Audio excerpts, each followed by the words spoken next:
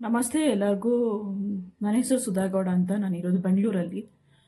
ನನಗೆ ಈಗಷ್ಟೇ ಒಂದು ಕಾಲ್ ಬಂತು ವಾಟ್ಸಪ್ಪಲ್ಲಿ, ಕ್ರೈಮ್ ಡಿಪಾರ್ಟ್ಮೆಂಟ್ ಅಂತ ಹೇಳಿಬಿಟ್ಟು.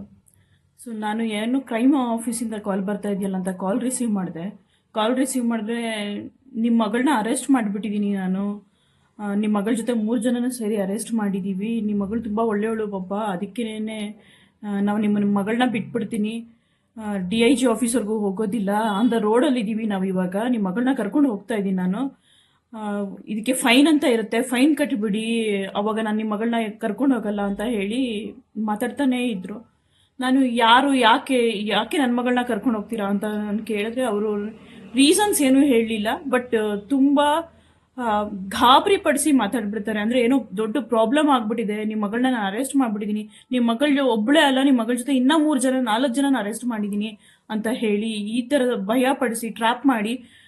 ಎಷ್ಟು ಭಯ ಪಡಿಸ್ತಾರೆ ಅಂತಂದರೆ, ನಾನು ಕೇಳ್ತಾ ಇದ್ದೀನಿ, ಸರಿ ನನ್ನ ಮಗಳು ಅರೆಸ್ಟ್ ಆಗಿದ್ದಾಳಲ್ಲ, ನಿಮ್ಮ ಜೊತೆ ಇದ್ರೆ ಕೊಡಿ ಅವಳಿಗೆ ಫೋನು, ನಾನು ಮಾತಾಡ್ತೀನಿ ಅಂತಂದರೆ, ಪಕ್ಕದಲ್ಲಿ ಯಾವುದೋ ಒಂದು ಮಗು ಜೋರು ದುಃಖಿಸ್ಕೊಂಡು ಹಳೋ ಥರ ಒಂದು ವಾಯ್ಸ್ನ ಕೇಳಿಸ್ತಾರೆ.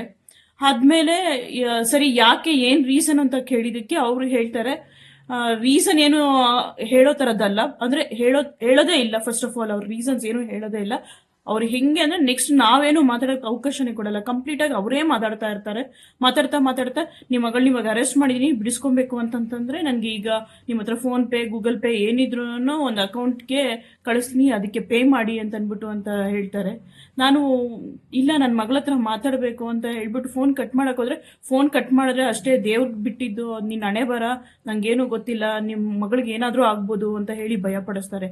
ಸೊ ನಾನು ಫೋನ್ ಕಟ್ ಮಾಡಿ ನನ್ನ ಮಗಳಿಗೆ ಕಾಲ್ ಮಾಡಿದೆ, ನನ್ನ ಮಗಳು ಕಾಲ್ ರಿಸೀವ್ ಮಾಡಲಿಲ್ಲ 1 ಸೆಕೆಂಡು. ಎಲ್ಲೋ ಒಂದು ಕಡೆ ಭಯನೇ ಆಗೋಯ್ತು, ಏನಾಯಿತು ಅಂತ. ಬಿಕಾಸ್ ಮಕ್ಳು ಇವಾಗ ಕಾಲೇಜ್ಗೆ ಹೋಗಿರ್ತಾರೆ, ಸ್ಕೂಲ್ಗೆ ಹೋಗಿರ್ತಾರೆ, ಏನಾಗ್ತಿರುತ್ತೆ ಅಂತ ನಮ್ಗೆ ಗೊತ್ತಾಗೋದಿಲ್ಲ.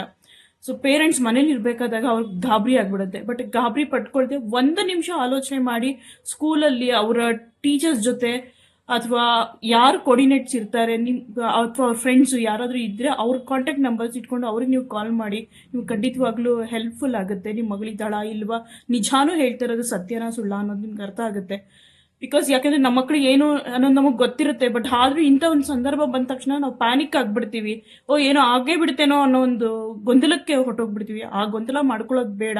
ಫಸ್ಟು 1 ನಿಮಿಷ ನೀವು ತಾಳ್ಮೆ ತೊಗೊಂಡು, ನಿಮ್ಮ ಮಗಳು ಏನಾಗಿದೆ ಅಂತ ಅಲ್ಲಿಂದ ಕನ್ಫರ್ಮೇಷನ್ ತೊಗೊಳ್ಳಿ. ನಾನು ಅವ್ರ ಫ್ರೆಂಡ್ಸ್ಗೊಂದು 3 ಜನಕ್ಕೆ ಮಾಡಿದೆ, ಯಾರೂ ಫೋನ್ ರಿಸೀವ್ ಮಾಡಲಿಲ್ಲ. ಮೇ ಬಿ ಕ್ಲಾಸಲ್ಲಿ ಇರ್ತಾರೆ ಅಂತ ಅನಿಸುತ್ತೆ. ಬಟ್ ಭಯ ಆಯಿತು 1 ಸೆಕೆಂಡ್, ತುಂಬಾ ಗಾಬರಿ ಆಯಿತು. ಆದಮೇಲೆ ನಾನು ಅಡ್ಮಿನಿಸ್ಟ್ರೇಷನ್ಗೆ ಕಾಲ್ ಮಾಡಿ ಅವ್ರ ಹತ್ರ ಕೇಳಿದೆ, ನನ್ನ ಮಗಳು ಈ ಥರ BAMS ಅಲ್ಲಿ 2nd ಇಯರಲ್ಲಿ ಓದ್ತಿದ್ದಾಳೆ, ಈ ಥರ ಒಂದು ಕ್ರೈಮಿಂದ ನನಗೆ ಕಾಲ್ ಬರ್ತಾ ಇದೆ, ದಯವಿಟ್ಟು ಏನು ವಿಷಯ ಅಂತ ಕೇಳ್ಕೊಂಡು ಹೇಳಿ ಅಂತ ಅವರು ಇಲ್ಲ, ಇದರ ನಾರ್ಮಲಾಗಿ ಫ್ರಾಡ್ಸ್ ಕಾಲ್ಸ್ ಬರ್ತಾ ಇರುತ್ತೆ ಮೇಡಮ್, ವರಿ ಮಾಡ್ಕೊಬೇಡಿ ಅಂತಂದರು. ಬಟ್ ಆದರೂ ಭಯ ಅಂತ ಇದ್ದೇ ಇರುತ್ತೆ.